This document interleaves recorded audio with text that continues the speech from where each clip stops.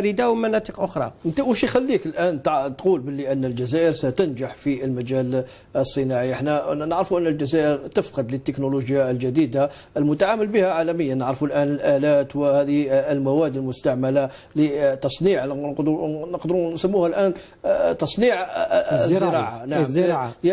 لماذا تقول أن الجزائر ستنجح في نظرك؟ الجزائر ستنجح لأن الجزائر في جغرافيا، لأن نقطة الالتقاء نتاع لوس أنجليس هذيك موجودة في البحر، وتضيع في البحر على الجهات، كل الجهات، وفي الجهة نتاع أمريكا، الولايات المتحدة الأمريكية، تحيط بها جبال نيفادا، يسمى عالية نيفادا، تحيط بها، وبالتالي لافالي هذيك اللي منخفضة تاع المساحة نتاعها منخفضة هي 3 ملايين هكتار. المكسيك هو بلد عالي عنده 900 ألف هكتار.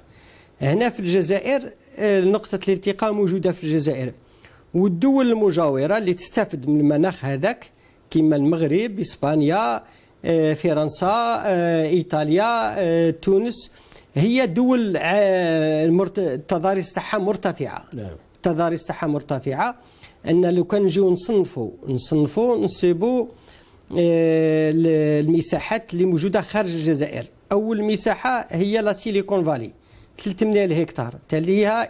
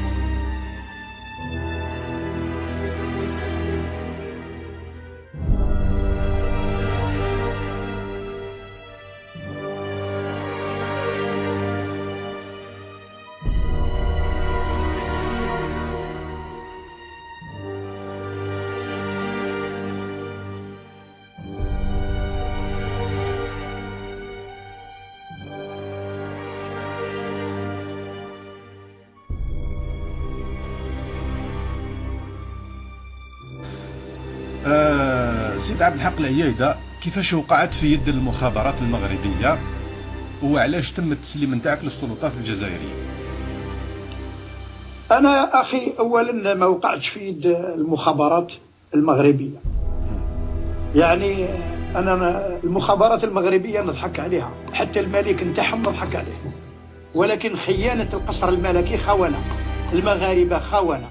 وإني أتعجب اليوم من رئيس الجمهورية أو وزير الخارجية أو الوزير الأول، يعني راهم يدوروا باش تكون الاتحاد المغاربي. أنا نرفض باش يكون الاتحاد المغاربي، وإذا كان الاتحاد المغاربي أرادوا يقيموه نكشف كل الأسرار اللي عندي، حتى وإن اقتضى الأمر توقع حرب بين الجزائر والمغرب توقع على روح.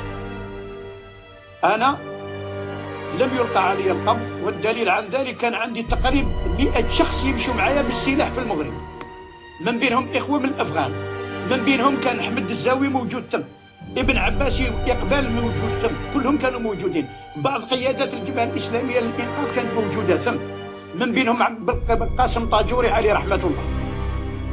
أنا استدعاني القصر الملكي من طرف آخر، وكانوا عندنا 4 إخوة محكومين داخل السجن. اتصلوا بي، الطريقة اللي اتصلوا بي كانت طريقة موثوقة في أول الأمر. لحقت أنا حتى وين وصلت للقصر الملكي للرباط في سالة، كانوا عاطين لي قصر